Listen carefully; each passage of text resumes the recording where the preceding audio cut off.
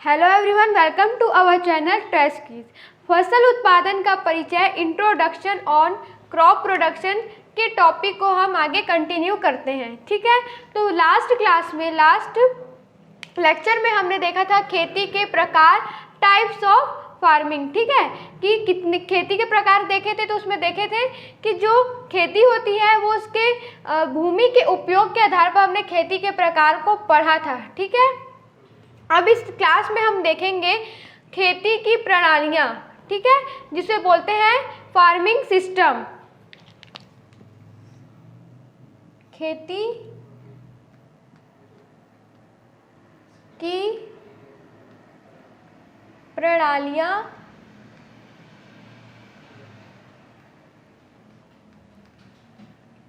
जिसे बोला जाता है फार्मिंग सिस्टम।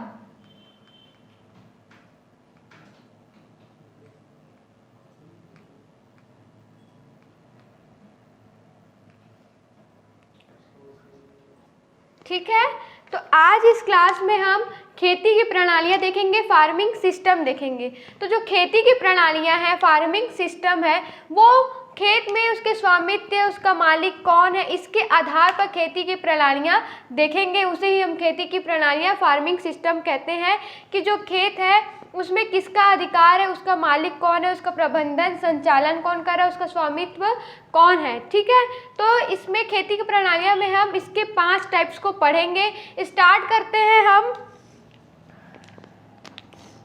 व्यक्तिगत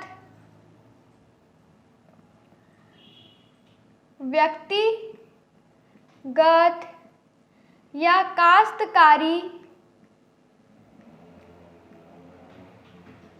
काश्तकारी खेती,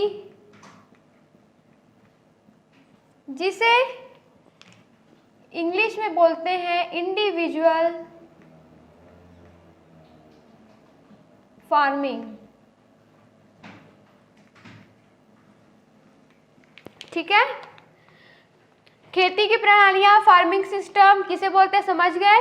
कि खेती की प्रणालियाँ हम देखेंगे उसके कि खेत में किसका स्वामित्व है, उसका मालिक कौन है, इसके बेसिस पे, इसके आधार पर खेती की प्रणालियाँ देखेंगे। तो जो खेती की प्रणालियाँ होती है, निम्न 5 भागों में इसको डिवाइड करके हम पढ़ेंगे।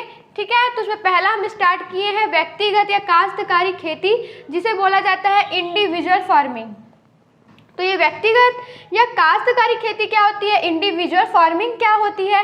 इसमें क्या होता है, जो खेत होता है उसमें किसका जो किसान होते हैं वही मालिक होते हैं, उसी का स्वामित्व होता है, क्योंकि इसका नाम ही है व्यक्तिगत या फिर इंडिविजुअल फार्मिंग। तो इसमें क्या होता है, जो किसान ही है उसका खेत में उसका मालिक होता है, खुद वो उसका ही अधिकार होता है, स्वामित्व होता है।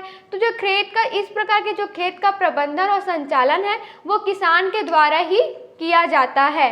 तो क्या होता है, इसका मुख्य उद्देश्य क्या होगा, इस प्रकार की खेती की प्रणाली का मुख्य उद्देश्य रहता है किसान के परिवार का, खुद के परिवार का अपना भरण पोषण करना। ठीक है, तो जो इस प्रकार की प्रणाली वाली खेती होती है उसका हमारे देश में अधिक प्रचलित होती है। इस प्रकार की जो खेती है हमारे देश में, हमारे भारत देश में बहुत अधिक प्रचलित प्रणाली है। तो क्या होता है, इसको एक बार रिवाइज कर लेते हैं। जो व्यक्तिगत या काश्तकारी खेती है, इंडिविजुअल फार्मिंग है, तो इसको हम खेती की प्रणालियाँ किस बेसिस पे पढ़ रहे हैं कि जो खेत है उसमें किसका अधिकार है, मतलब किसका स्वामित्व है, उसका मालिक कौन है, इस आधार पर पढ़ रहे हैं ना। तो इसी आधार पर बना है काश्तकारी व्यक्तिगत खेती, इंडिविजुअल फार्मिंग। तो इस प्रणाली के अंतर्गत जो किसान होता है उस खेत का मालिक होता है, उसका स्वामित्व होता है। तो वो क्या करता है, उसमें जो भी प्रबंधन, जो खेत का प्रबंधन होगा, जो संचालन जो करेगा वो किसान के द्वारा ही होगा। और इस प्रणाली का, इस टाइप की खेती का उद्देश्य होता है किसान के परिवार, अपने खुद के परिवार का भरण पोषण करना। और ये जो प्रणाली होती है वह हमारे भारत देश में, हमारे देश में बहुत अधिक प्रचलित प्रणाली है। ठीक है, नेक्स्ट हम देखते हैं दूसरा खेती की प्रणाली में राजकीय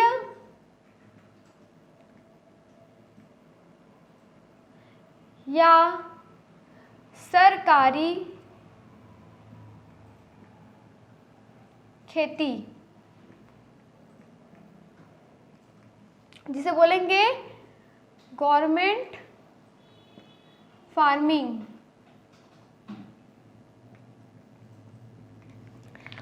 इस टर्म से, इसके नाम से क्लियर हो रहा होगा कि क्या है ये राजकीय खेती, मतलब इसमें किसका अधिकार होगा, राज्य सरकार का अधिकार होगा। तो जो राजकीय सरकारी खेती बोल रहा है गवर्नमेंट फार्मिंग, तो ये क्या होती है, इसमें जो खेत होता है, जो फील्ड होता है, उसमें किसका अधिकार होता है, उसमें सीधे राज्य सरकार का अधिकार होता है। तो राजकीय सरकारी खेती जिस खेत में राज्य सरकार और सरकारी का स्वामित्व होता है, राज्य सरकार उसके मालिक होते हैं, तो इसमें प्रबंधन और संचालन भी किसके द्वारा होगा, राज्य सरकार द्वारा चुने गए कर्मचारियों द्वारा इस खेत का प्रबंधन व संचालन होगा, क्योंकि जो स्वामित्व है उस खेत का जो मालिक है वो कौन है, सरकार है, ठीक है ना। तो उसमें क्या होगा, जो प्रबंधन व संचालन होगा वो राज्य सरकार से चुने गए कर्मचारियों की निगरानी में होगा, उनके द्वारा ही होगा।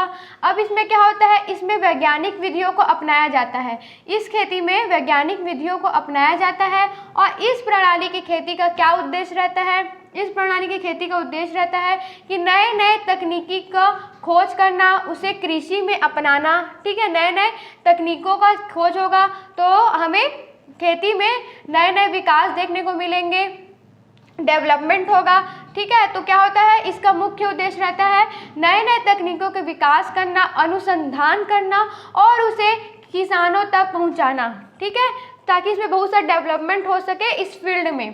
तो क्या होती है राजकीय सरकारी खेती की, सरकारी खेती गवर्नमेंट फार्मिंग क्या होती है, इसमें खेत में राज्य सरकार का ही स्वामित्व वो मालिक होते हैं, जो प्रबंधन और संचालन होगा वो उनके द्वारा चुने गए कर्मचारियों द्वारा होगा, ठीक है। और इसमें वैज्ञानिक विधियों को अपनाया जाता है, इसका मुख्य उद्देश्य रहता है नए नए जो तकनीक रहते हैं उनको ढूंढना, उनको खोज करना, अनुसंधान कार्य करना और उसे किसानों तक पहुंचाना। ये था हमारा दूसरा राजकीय या फिर सरकारी खेती। अब हम नेक्स्ट आगे बढ़ते हैं, थर्ड हो जाएगा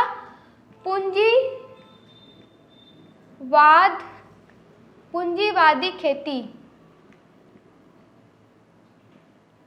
जिसे बोलेंगे कैपिटल फार्मिंग। अब पूंजीवादी खेती कैपिटल फार्मिंग क्या होती है, तो इसमें जो खेत होगा उसमें किसका, पूंजीपतियों, ठीक है, जो पूंजीपति रहते हैं पूंजीपतियों का स्वामित्व होगा, वे उनके मालिक होंगे खेत के, उनका अधिकार होगा। अब उनका जो प्रबंधन और संचालन होगा जो फील्ड का, खेत का, वो पूंजीपतियों द्वारा चुने गए कर्मचारियों द्वारा होगा, ठीक है। जो पूंजीपति रहेंगे उनसे द्वारा चुने गए जो कर्मचारी होंगे वे खेत फील्ड का प्रबंधन व संचालन करेंगे। अब इस प्रणाली के उद्देश्य क्या रहेगा, तो इस प्रणाली का उद्देश्य रहेगा जो वैज्ञानिक विधियों को अपनाना, ठीक है, वैज्ञानिक विधियों को अपनाना और जो प्रत्येक क्षेत्रफल, खेत के जो उनका क्षेत्रफल है उनके प्रत्येक क्षेत्रफल पर प्रत्येक इकाई तक अधिकतम लाभ कमाना, ठीक है। पूंजीवादी खेती का जो इस प्रणाली है कैपिटल फार्मिंग है उसमें पूंजीपतियों का स्वामित्व होगा, उसका अधिकार होगा, जो प्रबंधन और संचालन होगा वो उनके द्वारा चुने गए कर्मचारियों द्वारा होगा। इनका उद्देश्य यही रहेगा कि जो वैज्ञानिक विधि है उनको अपनाना और अधिक से अधिक लाभ कमाना, प्रत्येक क्षेत्रफल प्रत्येक इकाई में अधिकतम लाभ पहुंचाना ही इसका उद्देश्य रहेगा। अब आगे बढ़ते हैं हम फोर्थ, चौथा देखेंगे हम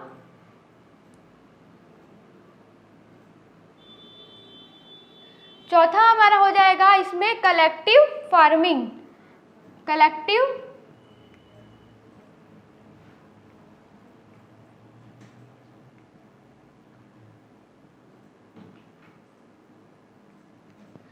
कलेक्टिव फार्मिंग बोलेंगे जिसमें इसका क्या होगा, सामूहिक खेती,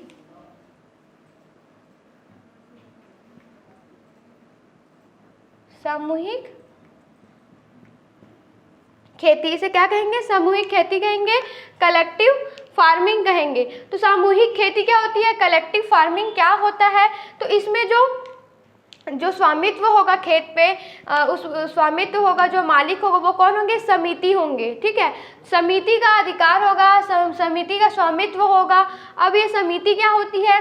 तो इस प्रणाली के अंतर्गत जो किसान होंगे वो अपने सर्व समिति से अपने निर्वाचन द्वारा एक समिति का गठन करते हैं। ठीक है, जो पूरे किसान होंगे, जो किसान वर्ग होंगे, वो अपने निर्वाचन द्वारा सर्व समिति से एक समिति का गठन करते हैं और उसी समिति का अधिकार होता है उस खेत पे, उनके द्वारा ही उनका प्रबंधन व संचालन होता है।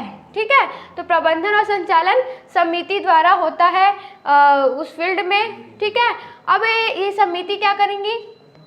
जो किसान होते हैं वो किसान क्या करते हैं?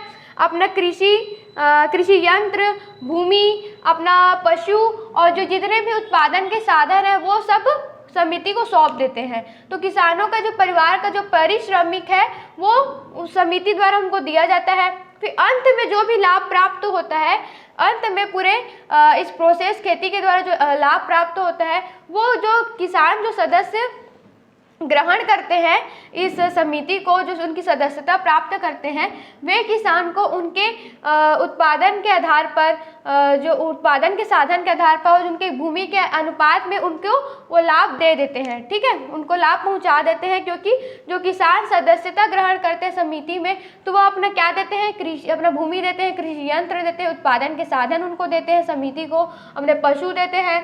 तो लास्ट में जो उनको लाभ प्राप्त होता है समिति को, वो उनके किसानों की सदस्यता, जो किसान उनकी सदस्यता ग्रहण किए हैं उस पर उनको उनके अनुपात में दे देते हैं। उनके जो यंत्र, उनको उत्पादन के साधन जो उन्हें प्राप्त हुए हैं, जो उन्हें भूमि प्राप्त हुई है जिस किसान से, उसके अनुपात में उन्हें लाभ पहुंचा देते हैं। तो ये क्या थी? हमारी सामूहिक खेती, कलेक्टिव फार्मिंग। तो ये जो इस टाइप की जो खेती है वो हमारे देश में प्रचलित नहीं है, ना इसकी जो मान्यता है, बट जो अदर देश है जैसे चीन, इजराइल, इस टाइप के देश में इसकी बहुत अधिक मान्यता है। इस टाइप के खेती, इस टाइप के प्रणाली को बहुत अधिक अपनाया जाता है। तो ये था हमारा सामूहिक खेती, कलेक्टिव फार्मिंग। लास्ट हम खेती की प्रणालियों में देखेंगे, पांचवा हमारा हो जाएगा सहकारी खेती। सहकारी खेती जिसे बोला जाता है कोऑपरेटिव फार्मिंग।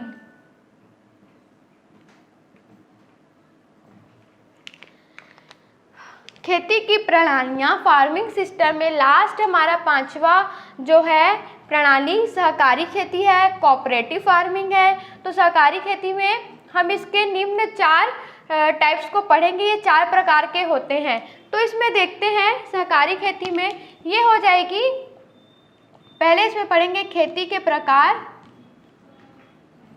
कि खेती किस प्रकार की है। फिर उसमें उसका स्वामित्व देखेंगे कि उसमें किसका अधिकार है, उसका मालिक कौन है। फिर उसमें उसका देखेंगे कि उसका प्रबंधन व संचालन किसके द्वारा हो रहा है।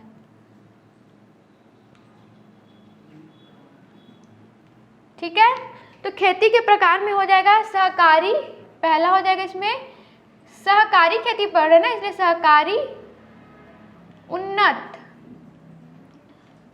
जो सहकारी उन्नत प्रकार की जो खेती होगी उसमें स्वामित्व होगा, व्यक्तिगत स्वामित्व होगा, व्यक्तिगत अधिकार होगा, और प्रबंधन और संचालन, इस टाइप की जो खेती है, इस टाइप की जो फार्मिंग है, उसमें जो प्रबंधन होगा, पूरे खेत का जो संचालन होगा वो भी व्यक्तिगत ही होगा।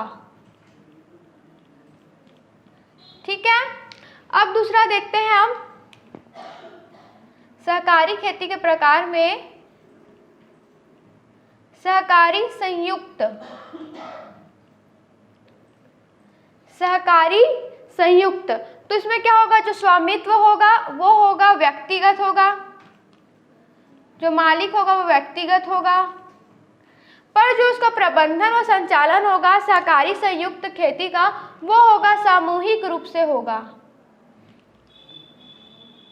ठीक है, सामूहिक रूप से इसका प्रबंधन व संचालन होगा।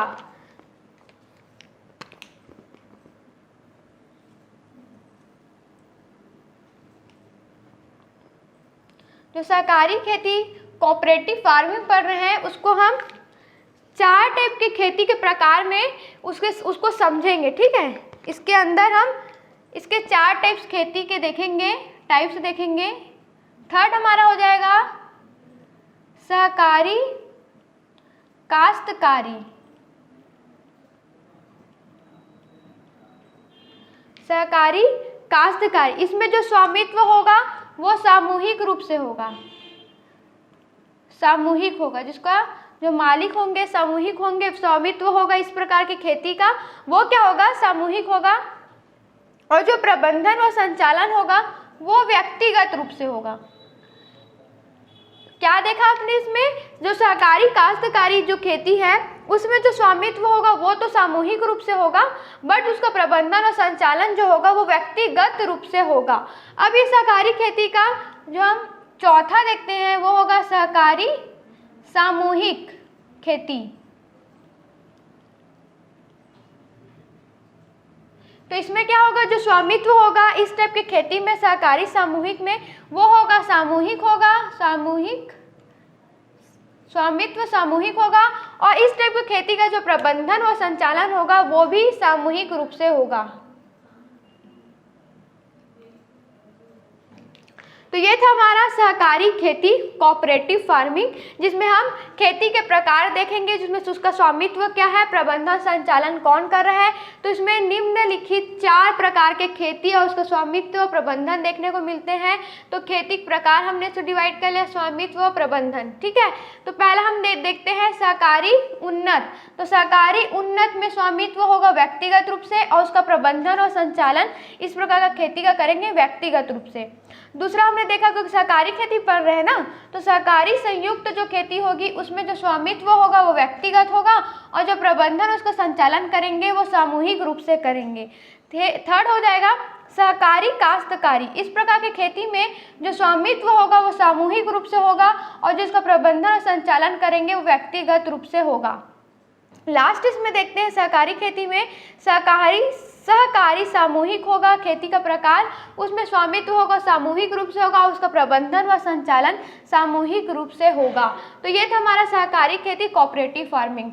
तो आज के इस क्लास में हमने कवर किया है खेती की प्रणालियाँ, फार्मिंग सिस्टम, जिसमें हमने उसको किस बेसिस पे देखा है, खेती की प्रणाली को, फार्मिंग सिस्टम को उस खेत के जो उसके स्वामित्व है उसके मालिक के आधार पर हमने इस खेती की प्रणालियों को देखा है, फार्मिंग सिस्टम को देखा है।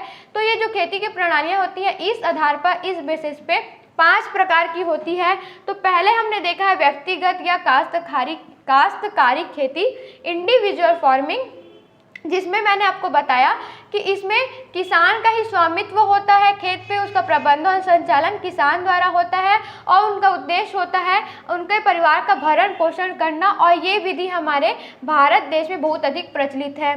दूसरा मैंने बताया राजकीय या फिर सरकारी खेती, गवर्नमेंट फार्मिंग, इसमें जो होता है स्वामित्व सरकार को होता है, राजकीय सरकार, राज्य सरकार को होता है। जो प्रबंधन व संचालन होगा वो राज्य सरकार द्वारा चुने गए कर्मचारियों द्वारा होगा। इसमें क्या होता है, वैज्ञानिक विधियों को अपनाया जाता है और इसका उद्देश्य होता है नए नए तकनीकों को खोज करना, अनुसंधान करना और किसानों तक पहुंचाना। थर्ड इसमें आगे बढ़े, हमने पूंजीवादी खेती देखा, कैपिटल फार्मिंग देखा। उसमें हमने बताया कि इसमें जो स्वामित्व होता है वो पूंजीपतियों का होता है, तो पूंजीपतियों द्वारा चुने गए कर्मचारियों द्वारा इसका प्रबंधन व संचालन होता है और इसका उद्देश्य होता है कि वैज्ञानिक विधियों को अपनाकर प्रत्येक क्षेत्रफल में उसको लाभ पहुंचाना, अधिकतम लाभ कमाना। आगे बढ़े, हमने सामूहिक खेती देखा, कलेक्टिव फार्मिंग। सामूहिक मतलब इसमें समिति का अधिकार होगा, स्वामित्व होगा। अब समिति क्या होती है, तो किसान, जितने भी किसान हैं जो समिति के सदस्य हैं, तो उनके निर्वाचन द्वारा उनके सर्व समिति से एक समिति का गठन होता है, तो उसी का अधिकार होता है, उसका स्वामित्व होता है खेत पे किसान, ठीक है। तो उसमें क्या होगा, जो प्रबंधन व संचालन होगा वो समिति द्वारा ही होगा। अब किसान जो सदस्यता ग्रहण करते हैं वो अपना क्या करते हैं, अपना भूमि, अपना कृषि यंत्र, पशु और जितने भी उत्पादन के साधन हैं वो समिति को सौंप देते हैं। इस प्रकार जो किसान का जो परिवार है उसको पारिश्रमिक कौन देगा, समिति देगा। अब अंत में जो लाभ प्राप्त होता है समिति को, पूरे खेती के दौरान जो अंत में प्राप्त होता है जो लाभ, वो क्या करते हैं, जो किसान उन्हें अपना कृषि भूमि दिए हैं, अपने उत्पादन के साधन दिए, उसके अनुपात पर उन्हें लाभ पहुंचा देते हैं लास्ट में। तो इस प्रकार की जो खेती है वो हमारे देश में तो प्रचलित नहीं है, देखने को नहीं मिलती, पर जो अदर देश है जैसे कि चीन, इजराइल, वहाँ अधिक प्रचलित है ये सामूहिक खेती, कलेक्टिव फार्मिंग। एट लास्ट हमने देखा खेती की प्रणालियों में फार्मिंग सिस्टम है सहकारी खेती, कोऑपरेटिव फार्मिंग, जिसमें हम इसके 4 खेती के प्रकार को देखें। उसमें हमने क्या देखा, किस आधार पर देखा कि जो खेती के प्रकार है उसमें उसका स्वामित्व कौन है और उसका प्रबंधन और संचालन किसके द्वारा हो रहा है। तो इसमें हमने चार खेती के टाइप्स को देखे, खेती के प्रकार देखे, उसमें किसका स्वामित्व हो रहा है, उसका मालिक कौन है और उस खेत का प्रबंधन व संचालन किसके द्वारा हो रहा है। तो ये था हमारी आज की खेती की प्रणालियाँ, फार्मिंग सिस्टम। आप इसे नोट डाउन कर लीजिए, इसके जो भी आपको इम्पोर्टेंट पॉइंट्स लगते हैं आप उसे लिख लीजिए, ठीक है। तो इसके आगे हम कंटिन्यू करेंगे नेक्स्ट क्लास में, तब नेक्स्ट लेक्चर में। तब तक के लिए स्टे ब्लेस्ड, थैंक यू।